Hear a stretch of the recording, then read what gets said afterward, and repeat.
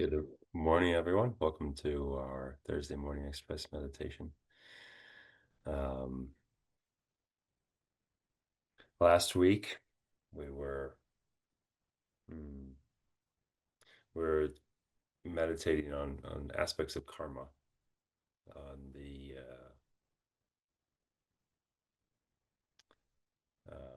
what was it? The actions not done don't create karma. So um, abstaining from negative actions, doesn't create any negative karma. The same as abstaining from virtuous positive actions does not create positive karma. So today we'll look at it in a different angle, to look at the how all actions create karma. So there's no action that doesn't waste, um, or say the actions are not wasted. Uh,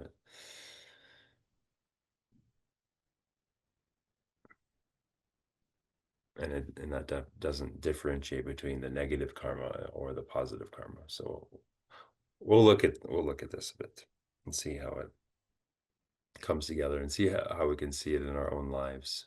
Um, it's a little difficult to see, because the karma is a very subtle phenomenon. So unless we're clairvoyant, we cannot see the inner workings of karma. So we're just working with this, or at least I am working with this from a conceptual perspective. So that's a bit about where we're headed today.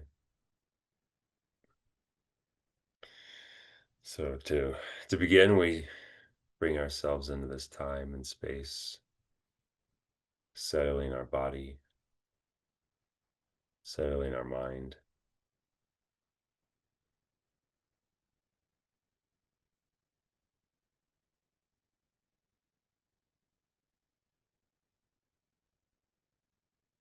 becoming aware that uh, we're sitting here. The body is sitting,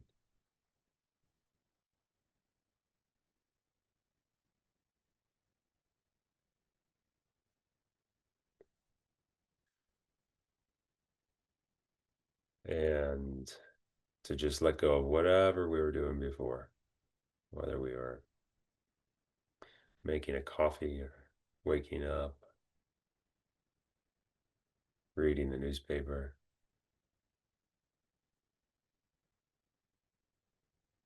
or just let those activities go. They're not important right now.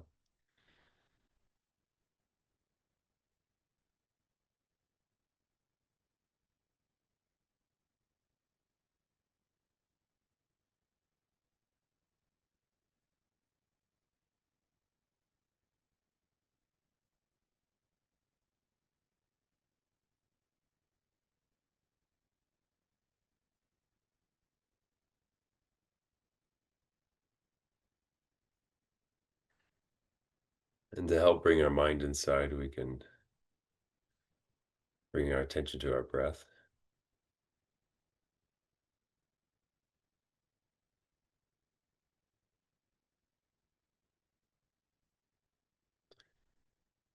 Where there's this rising and falling or expansion and contraction of our torso.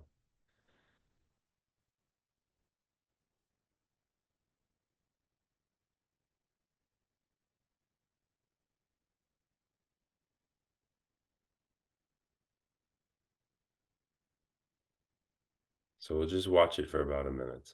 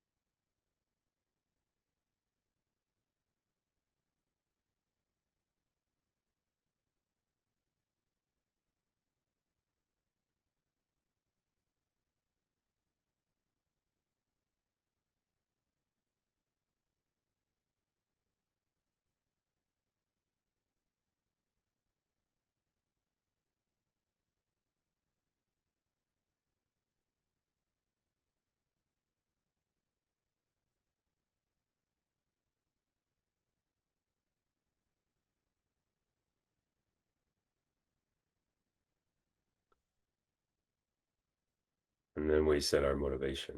So why are we meditating? Why are we working with our minds?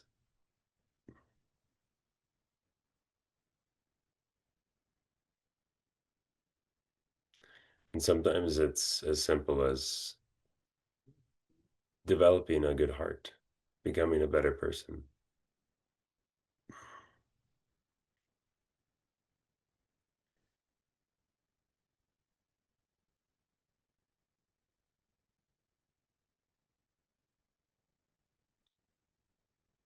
So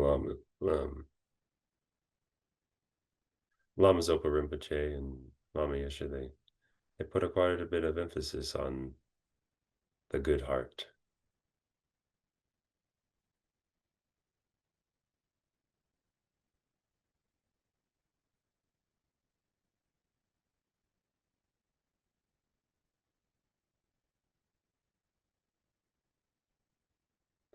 So, kind of living a life of love and compassion, of living from the heart, not just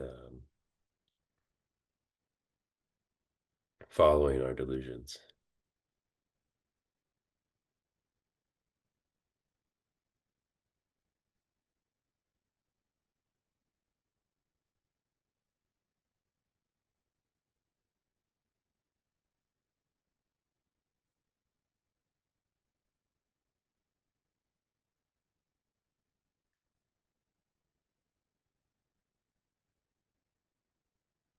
So, if we can increase that factor just a little bit through this meditation,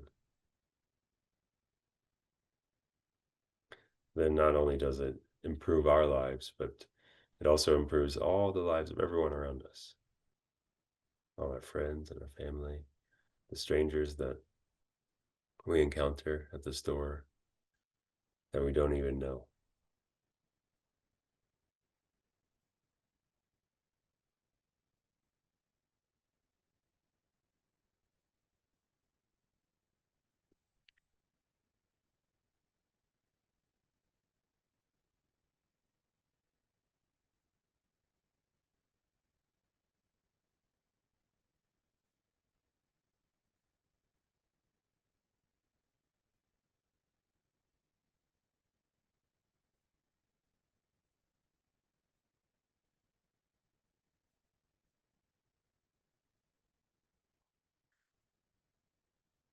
So, with that, we're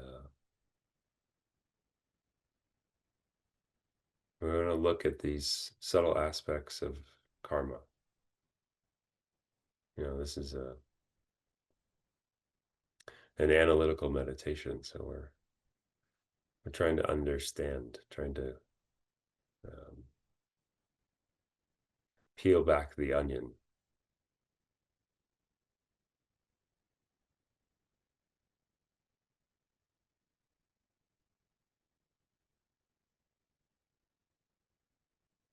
We have the tendency to say, "Why do bad things happen to me?"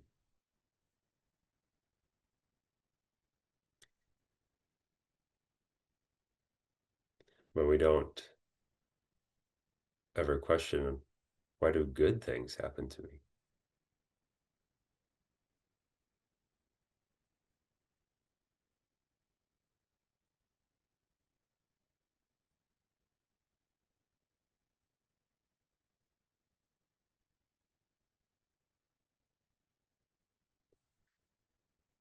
So, as karma's the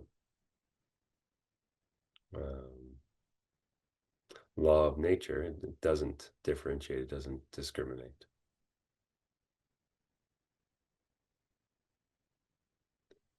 Doesn't discriminate between positive or negative, just as the law.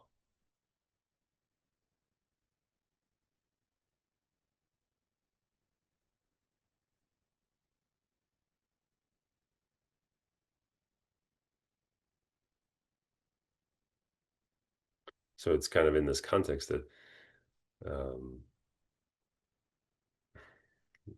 any action that is done, it's not wasted. It's part of the law of nature.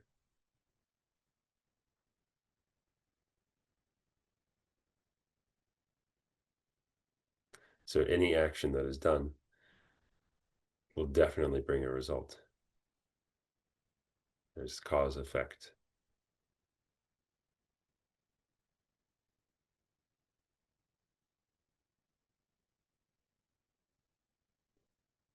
So a causal action is never lost until it ripens into the result. And this could take, many lifetimes, take millions of years. So we don't know exactly when it will ripen. We just know that the action has been performed and um, the result will ripen.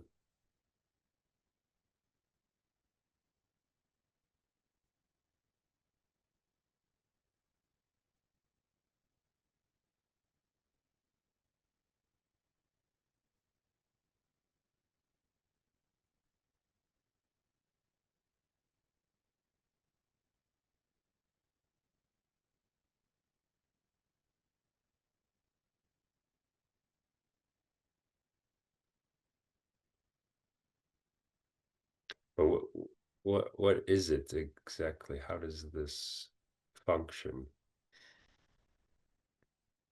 So we can think of it like once an action is performed, then the the potential there's a potential of the action, um, the potential of the action to produce a result. And this is remaining, and this is imprinted on your consciousness,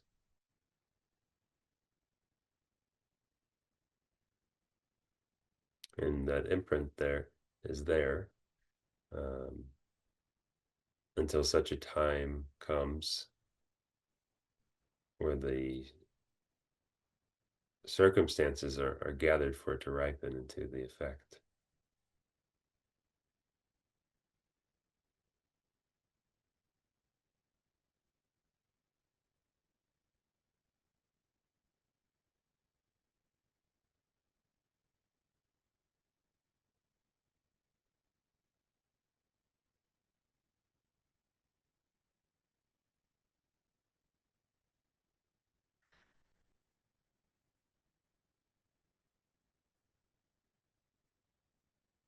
So if we take the example of generosity, I see I see a beggar on the street,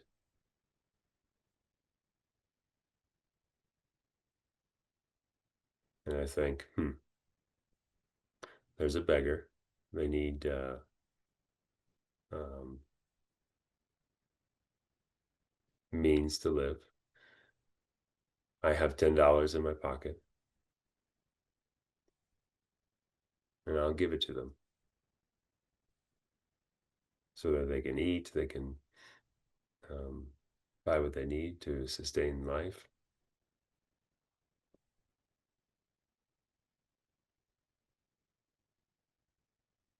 So I have the object, the beggar. I have the intention to help them. I have the $10 in the pocket,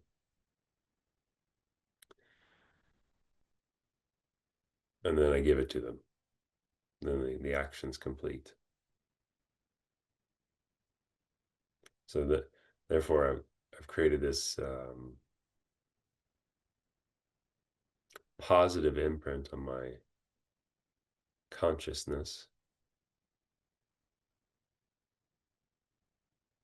And sometime in the future, when the right circumstances, right causes and conditions come together, that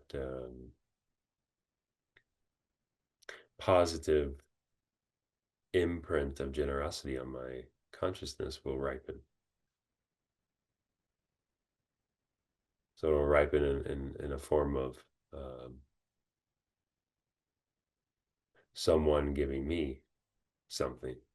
It might not be money specifically. It could be a meal or or just a ride to the store, right? But just a form of generosity.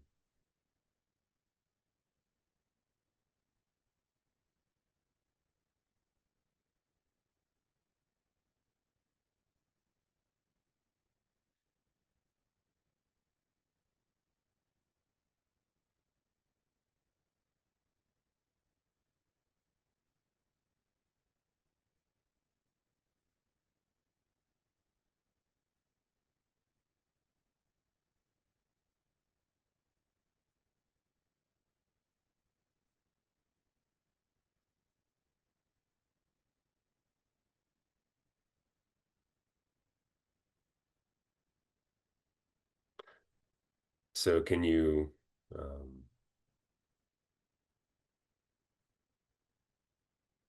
can you see how this, like, we're going through the day confronted with all of these decisions, give to the beggar, don't give to the beggar, and it's affecting other people around us. Do I be nice to the person that's checking me out at the grocery store? Do I not be nice to them? All these interactions are producing um, karmic imprints. Every interaction that we have.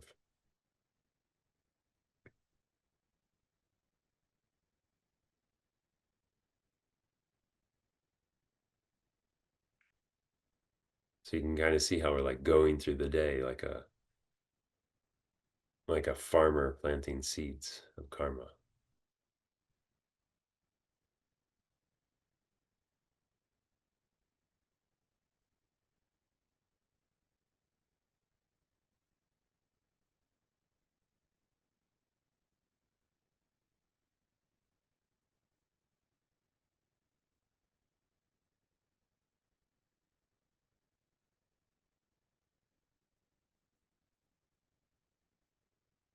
But I think most of the time we're not thinking about it that way. We're just going about our business, right? We're not thinking, oh, here, I'm going to plant a positive one, and no, we're going to plant a negative one over here. I don't think most of us are uh, going through the day like that.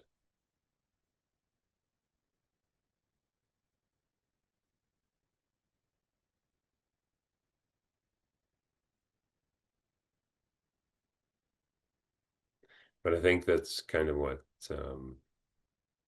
Lama Yeshe was talking about when, having a good heart so that the essence of your actions through the day, they're generally positive. So you're not creating any negative karma. I think that's what I think that's what he meant.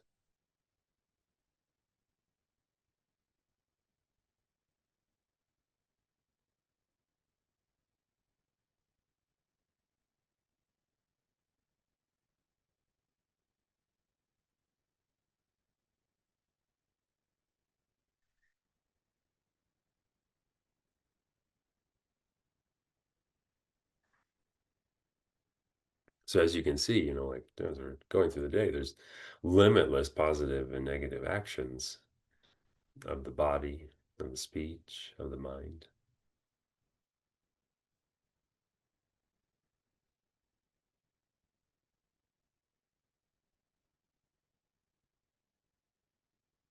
But we can, generalize those into the 10 major non-virtues, the 10 major virtues.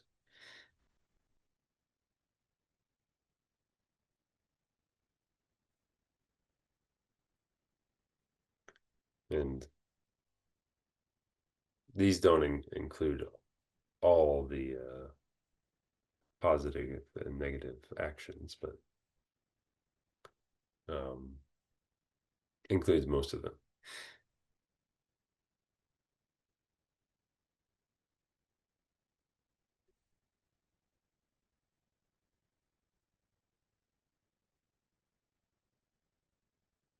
So I kind of think of this, you know, living a life with a good heart is practicing the 10 virtues and then abandoning the 10 non-virtues.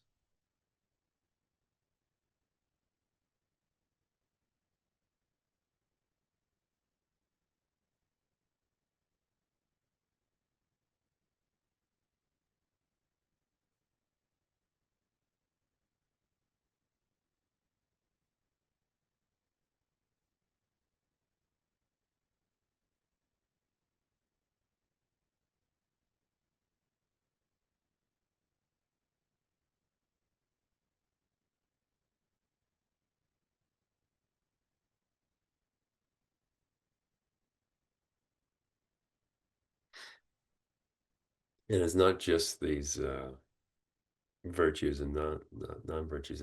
I think they have this basis of pure morality. So without this basis of pure morality, um,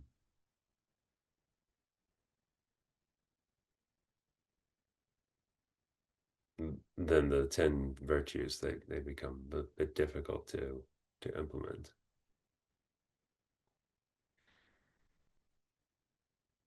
because this pure morality is the basis of high status and of definite goodness.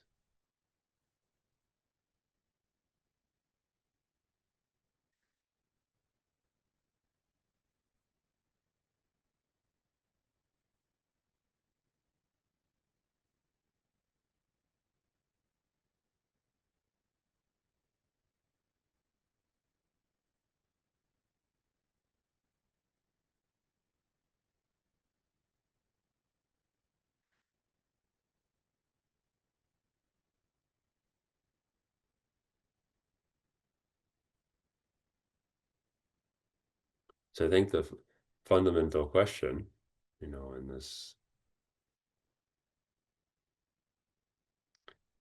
um, understanding karma is, do we um,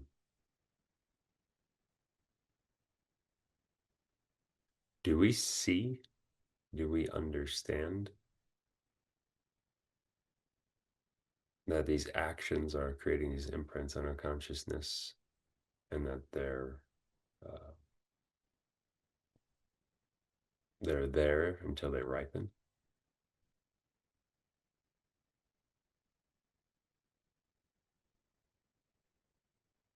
Do we do we understand that through the actions of today we're painting our future situation?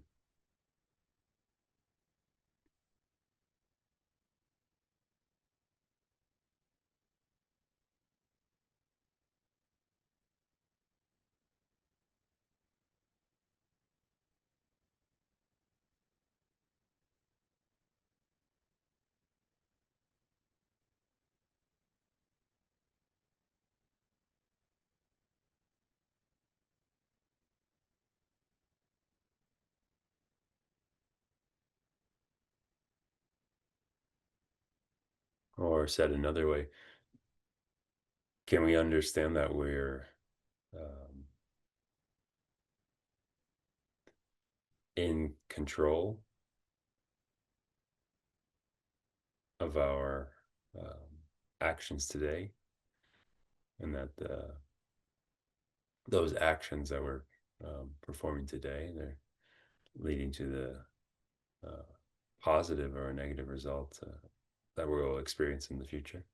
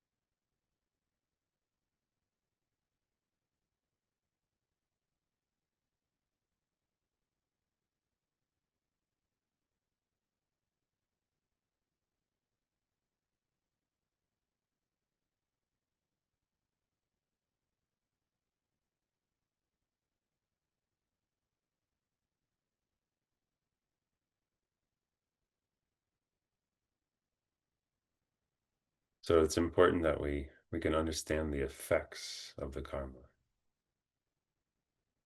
so that we get a little bit of a taste.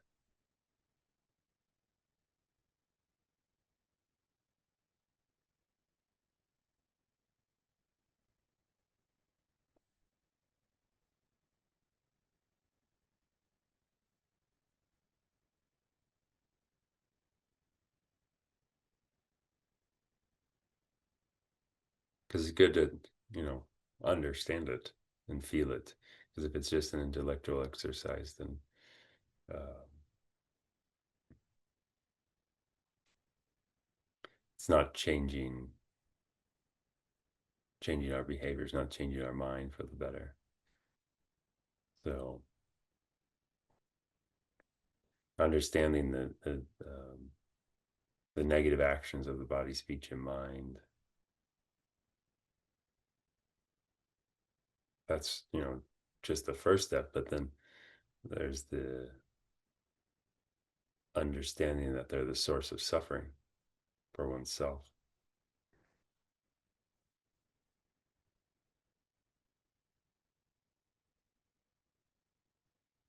Suffering for oneself and for other beings.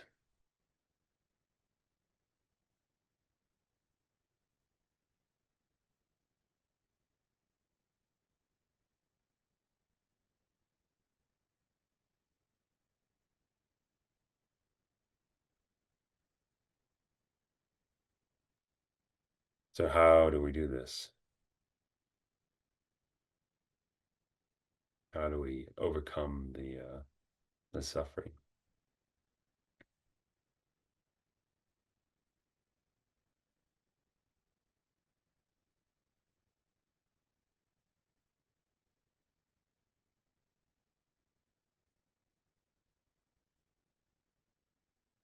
And we overcome the suffering by understanding it.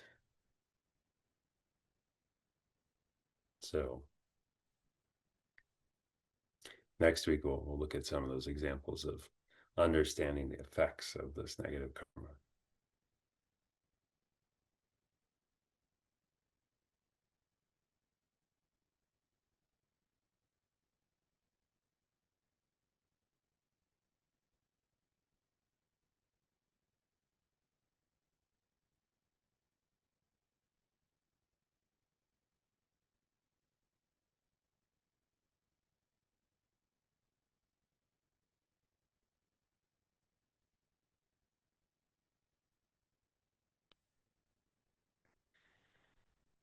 So we dedicate all the positive merit that we've created during this meditation. We dedicate it to developing a good heart through compassion. We dedicate that may all living beings develop good hearts. May everyone become more compassionate, considerate, and also dedicate for everyone that's uh, going through illnesses or difficult times, war, suffering, famine. May that negative karma come to an end immediately and never return.